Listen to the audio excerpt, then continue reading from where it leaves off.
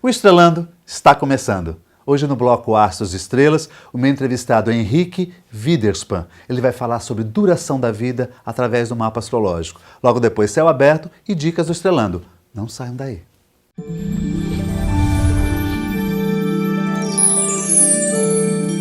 Aqui ao meu lado, Henrique Widerspan. Ele que é do signo de Gêmeos, tem ascendente em Gêmeos e a lua em Câncer. É oficial da Marinha Mercante, astrólogo, tarólogo e professor. Ele veio aqui no programa porque ele tem um tema de um curso que ele ministra em São Paulo que fala sobre duração da vida dentro do mapa astrológico. Henrique, a princípio, quero te agradecer muitíssimo a presença aqui no programa, tá bem? Eu gostaria de saber justamente disso. Que técnica é esta que se utiliza sobre duração da vida? Vamos lá, para início de conversa, o tema basicamente é morte, não é nem vida. Tá? Eu que transformei em duração de vida, porque normalmente esse papo de lidar com a morte é um pouco complicado, você não acha? Muito. Então o que eu resolvi fazer? Eu repensei esse curso que o pessoal me pede desde 2006 e dividi ele em 3 etapas. Tá? E transformei ele em duração de vida. Então a gente tem que nascer, a gente nasce, mas a gente pode morrer logo após o parto. Vamos supor que sobreviveu. Aí você pode morrer de enfermidade. Então, é a segunda parte do curso. E a terceira parte do curso é efetivamente o cálculo da data da morte, se não for por acidente. Porque se for por acidente, se torna muito fácil. Como fazer isso? É um conjunto de técnicas. Tá? É bem simples. Mas, basicamente, das técnicas modernas, arco solar, trânsitos, tá? Para a data da morte, indo de trás para frente agora. Tá? E uma técnica antiga chamada especificamente de duração de vida, que trabalha a partir do Hilek. Tá, então vamos por partes, tá bem? Isso. Para um público que é leigo, que gosta de astrologia, tá? E até mesmo para astrólogos, é possível, então, interpretar, ou avaliar, ou prever a morte de alguém com tempo? Tipo, fulano vai falecer, vai desencarnar, enfim, com 59, com 72, é possível fazer isso? E meses. E meses. Eu preciso chegar a um ponto bem claro. Você vai pesquisar na internet, você vai ver que tem zilhões de métodos diferentes para calcular a data da morte. Sim. Os antigos, eles utilizavam uma combinação de métodos. E tem um pulo do gato. Primeiro, vamos saber o que é o Hilek. O Hilek é o ponto-chave. Tá? Existem certas regrinhas para você descobrir entre determinados astros, geralmente o Sol, a Lua, o ascendente ou a parte da fortuna, qual deles tem mais relação com a sua vida? Qual deles é o que mais preserva a sua vida? Depois, qual astro que ajuda, que é o Alcoodem, e depois tem o tal do Killing Planet, que é o planeta matador. Nesta combinação desses 3 astros é que você vai adicionar anos ou diminuir anos. Só que aí você tem um método. Os antigos estavam contentes com esse um método. Hoje, a gente tem outros métodos. Então a ideia é, use esse um método e confira com os outros. Bom, lembrando que, caso você tenha sobrevivido ao seu nascimento, que é a primeira pergunta que deve ser feita. Eu sobreviverei ao nascimento, uma vez que tem aquela criança ali. E um ponto que eu acho assim que é ético, que eu trato 2 vezes ao longo do meu curso. Tá? Não é todo mundo que está preparado para saber ou quer saber quando vai morrer. Não, eu com acho certeza. Isso chave. É algo bastante sério. Agora, assim, até explicando para o leigo, a pessoa vai saber através do mapa astrológico dela. Mapa de precisa ter um nascimento. Precisa ter um nascimento para poder utilizar qualquer técnica dessas. Sem mapa de nascimento é impossível. Tá? Então, isso tudo parte do mapa natal. Estava conversando contigo agora há pouco, que naquele intervalo, tá, entre assistiu-se o parto e desceu-se e foi para a sala de espera para poder ver o bebê depois no colo da mãe, normalmente tem 15 minutos. Naqueles 15 minutos, um astrólogo treinado tem condições de fazer. Agora, para os astrólogos, eu vou dar a grande dica do tetrabíblio de Ptolomeu. Todas essas técnicas preditivas, elas não são feitas da maneira contemporânea, da maneira normal. Ptolomeu utilizava o arco de ascensão. Então, precisa obter o arco de ascensão para progredir o ascendente, para encontrar, seja através da revolução solar, seja através da direção de arco solar, quando que vai ocorrer aquela soma de fatores que vão resultar Eu não gosto nem de falar de morte, eu prefiro usar transição, quando a gente parte literalmente desta para melhor. A palavra é bonita, né? Mas o significado é a morte, né? Sim, mas é a partir desta para o melhor, não é isso que a gente diz? Você vai numa consulta e fala assim, olha, você está na fase de transição, quer dizer, eu posso interpretar que é uma transição para a mudança da minha vida ou para outro plano. Não é algo que eu normalmente abordo diretamente num tema. Mas quando eu fizer mapa com você um dia, eu vou tomar cuidado. Eu faço uma média de 10 a 12 atendimentos por semana, tá? Eu estou nessa pisada, porque tem vários tipos de atendimento.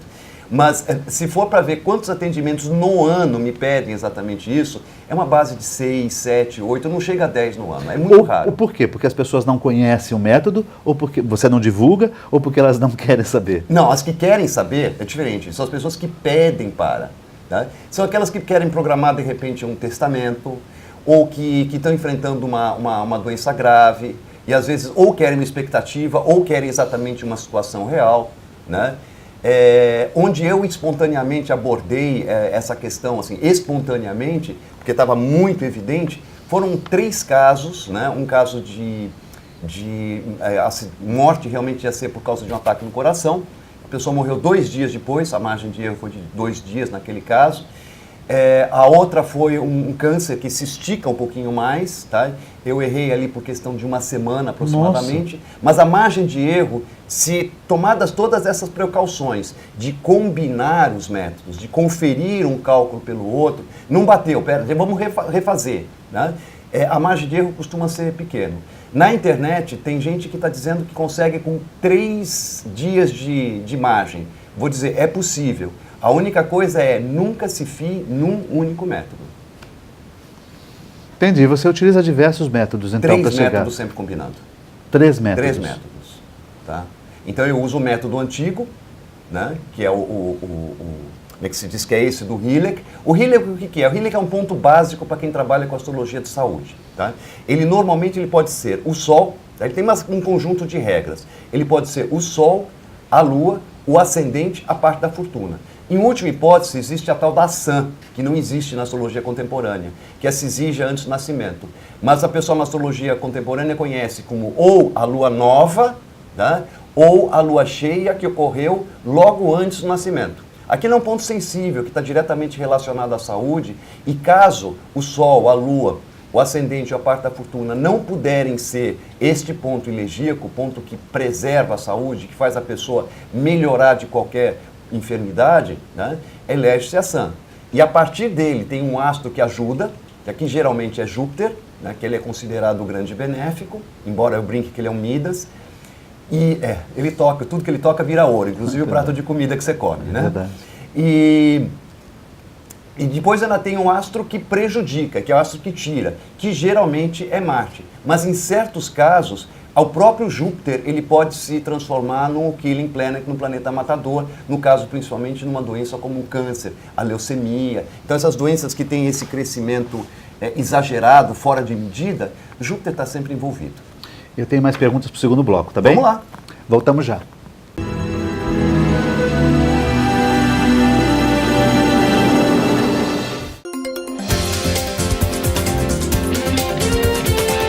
Você já fez a manutenção do seu para-raio, do seu condomínio?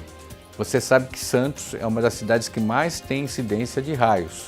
Então é sempre importante, pela própria legislação, toda vez que você tem o acionamento do raio, do para-raio, a necessidade da revisão e também a cada ano fazer uma verificação da potência, se aquele equipamento está funcionando, se ele está apto a receber uma energia, uma carga vinda de um raio.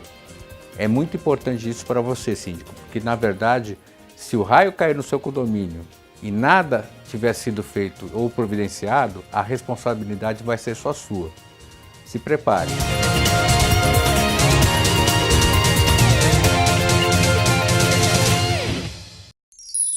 Comunicado. A Escola Santista de Astrologia está com inscrições abertas para os cursos regulares de formação em astrologia. Curso básico com turmas manhã, tarde e noite, interpretação de mapa astrológico, previsões e supervisão de mapas. A escola ainda oferece atendimento de mapas astrológicos e uma grande variedade de livros. Escola Santista de Astrologia, Rua Goitacazes, número 8. Telefone 3284-9714. Santos.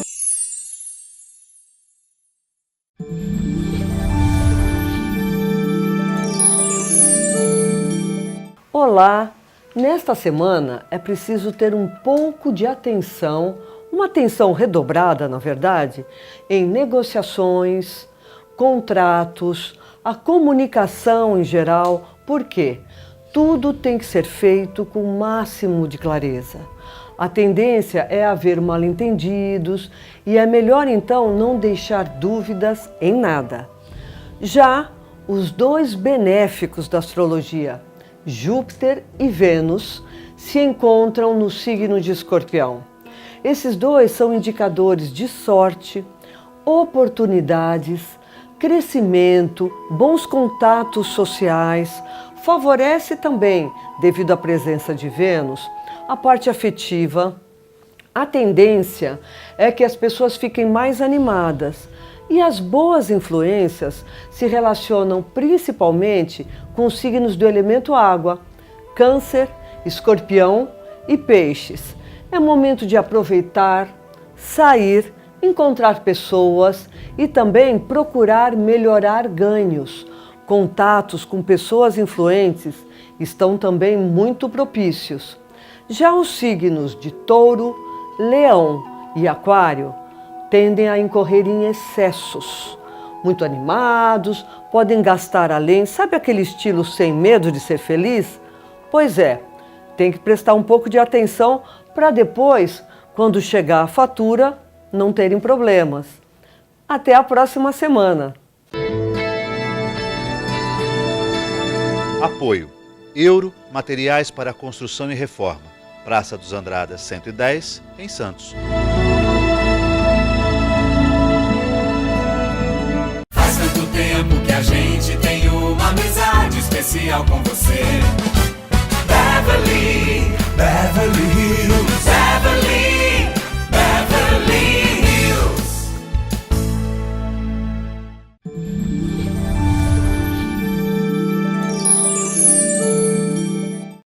Confira agora as dicas do Estrelando para você. A Escola Santista de Astrologia promove, no dia 18 de novembro, workshop de numerologia com Aparecida Liberato. No dia 23, excursão para o fenômeno do algodão. Já no dia 26 de novembro, fisiognomonia, leitura facial, com Leandro Heck. Informações 13 3284 9714. O SICOM, Sindicato dos Condomínios Prediais do Litoral Paulista, promove curso de síndico profissional, módulos 1 e 2. É aberto a todos os interessados. Informações 13 3326 3083. O SINAGE, Sindicato dos Astrólogos do Rio de Janeiro, promove o 19º Simpósio Nacional e 10º Internacional de Astrologia, com o tema Os Homens de Gaia. O evento acontece nos dias 10, 11 e 12 de novembro. Informações sinage.org.br.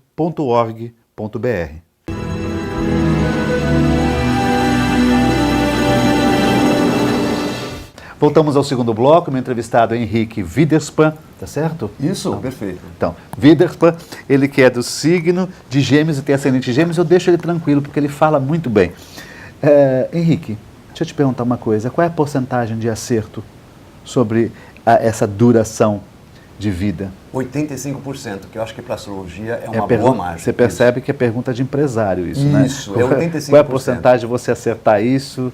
É 85%. Agora, tem um detalhe, nas considerações antes do nascimento, tá? Sim. E como são três partes, vamos pensar assim, são três condições, são três situações que a gente pode morrer, para falar bem claro assim, né?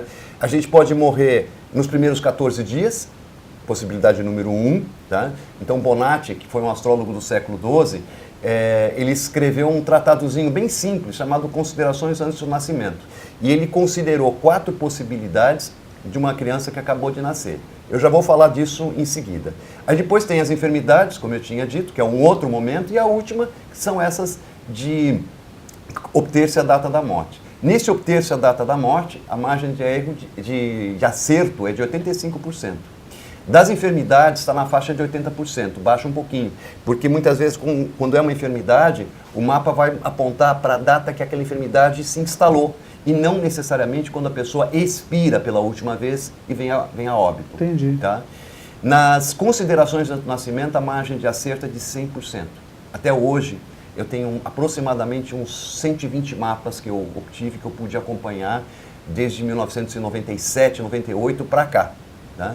E todos os mapas acabaram encaixando. Tá? Então são 4 condições que o Bonatti estabelece. Uma é que a criança nasce, dura 3 horas e morre. Quer dizer, não amamenta. Outra é que a criança nasce, amamenta e morre. Aí depois a criança nasce, amamenta, dura 1 semana, quer dizer, amamenta mais vezes e morre. Outra criança nasce, amamenta, ela cresce um pouco, chega a se alimentar com outros alimentos, geralmente aquela comidinha pastosa, quer dizer, ela, até os 3 anos e meio, é essa a previsão do Bonatti, e morre. E a última condição é que sobrevive. Tá? Nessa segunda condição, que a criança nasce, amamenta e morre depois, o Bonatti inclui algumas condições, inclusive que a criança nasce deformada. Quando eu estudei esse método, eu tive um pouco de cautela, porque a medicina hoje em dia pode tanta coisa. Né? Uma criança de 5 meses vai para a incubadora e quando você vai ver, às vezes tem consequências, às vezes não tem, mas sobrevive. Tá? De toda forma, se aquela criança que nasceu de 5 meses, se ela preencher a 4ª condição, como a gente diz, e sobreviver, ela vai sobreviver. Com respeito às consequências, é a avaliação do mapa natal depois. Tá? Mas as 4 condições, a margem de acerto é de 100%. Interessante. E é antigo, século XII. Século XII. Mas isso não é divulgado, muito divulgado. Bonatti não é o autor divulgado. Ele foi a referência de William Lilly, né? Ele foi a referência de Nostradamus também, né? E de outros tantos. E uma outra coisa que eu particularmente admiro Bonatti, ele não é a última Coca-Cola do deserto, vejamos e convenhamos. Né? Ele não entendeu determinadas nuances astrológicas. Mas a grande importância de Bonatti é porque ele cita a bibliografia, ele cita as fontes. Então ele diz, olha, Vettius Valens acertou, tá? Quando disse isso, isso, isso e isso. Albumazar acertou quando disse isso, isso e isso. Mas fulano errou. Coisa que Morin, 4 séculos depois, não cita uma fonte e pasteurizou a astrologia. Desculpa Eu sou um admirador de Morin. Eu também, principalmente o tomo 21. O que você diz sobre as casas 4, 8 e 12, que são casas que estão associadas a finalidades, né? Finalizações? Vamos lá, são coisas assim bem interessantes. Tá? Eu vou dar um exemplo cristão, tá? Não é nem bíblico, cristão. Tá? Porque eu vou usar a morte, tá? Em algum momento ali no século II, ela passou a ser a casa 8. Tá? Agora, se nós olharmos para o céu, a astrologia tradicional ela acontece olhando lá para o céu. Tá? O Sol, ele vai se pôr aonde? No horizonte. Então ele nasce no horizonte leste e se põe do outro lado, no horizonte oeste. Então o Sol nasce no horizonte leste e morre no horizonte oeste. A casa 6 é tradicionalmente associada a enfermidades. Sim. Tá? Então, a 8ª casa, e Morin faz 2 passagens sobre isso no tomo 18 e mais uma no tomo 21, ele coloca que a casa 8 é a casa onde o Sol se enfraquece e, consequentemente, causa da morte. Então ele diz que o regente ou astros ali colocados, eles representam o que leva à morte. Tá? Então, eu considero, por esse prisma, a morte sempre associada à cúspide da 7ª casa. Tá? É o inimigo que eu conheço, é o inimigo declarado, que eu conheço CPF, telefone, conheço tudo. Não é isso? Então já tem essa diferença. E eu tenho uma abordagem da casa 8 bastante diferente, justamente em função disso. Né? A casa 8 é o portal do inferno, mas não o inferno em si. Tá? E eu disse que ia usar uma passagem bíblica, porque aí o Jesus diz que desceu à mansão dos mortos, que é a 4ª casa, né? E ressuscitou ao 3º dia. Então ele passou pela 3ª casa, 2ª casa, que é a saída do inferno, tá? Uma entrada à 8ª, né? Ressuscitou ao 3º dia, quer dizer, ele renasceu outra vez no ascendente. Então as casas, elas têm esse significado simbólico associado ao movimento do Sol, e o Cristo nada mais é do que uma réplica do mito solar, vamos colocar assim. A 4ª casa é o sim, não tem o que dizer, é o começo e o fim de todas as coisas. Na tradicional, por incrível que pareça, ele corresponde ao pai, patrimônio. Né? Então é o pai e a mãe está colocada na 10ª. Ptolomeu que diz que a encarnação começa a partir da cúspide do meio do céu, da mãe no caso. Tá? E eu trato isso para astrologia, levo para a astrologia kármica, onde eu digo que o meio do céu corresponde ao programa que você, no seu mapa natal, tem indicado, o que você veio fazer nessa vida, o seu programa de vida. E a 12, tá? A 12, na astrologia tradicional não tem esse negócio de inconsciente, o que você está sentindo, é mais o que vai acontecer, você vai comprar o carro, vai ganhar na loto, essas coisas bem práticas assim, tá? A 12ª casa são de fato os seus inimigos ocultos, né? Traições, o teu exílio, a sua necessidade de isolamento, mas ela tem um aspecto que as pessoas esquecem e que foi muito bem tratado por Vivian Robson. A 12ª casa é toda a sua intimidade. Então, quando a gente divide a casa em ambientes, da mesma forma que a 5ª casa é o quarto das crianças, a 12ª é o quarto do casal, é onde acontece toda aquela privacidade, até para discutir bem, eu não paguei uma conta hoje. Então já é uma visão um pouco mais objetiva. E onde é que eu montei o cara? Na 7ª. Entendi. Henrique, vamos fazer mais um programa, tá bem? Vamos lá. Porque tem mais informação e tem mais perguntas para te fazer. Beleza. Ok. Uma ótima semana a todos.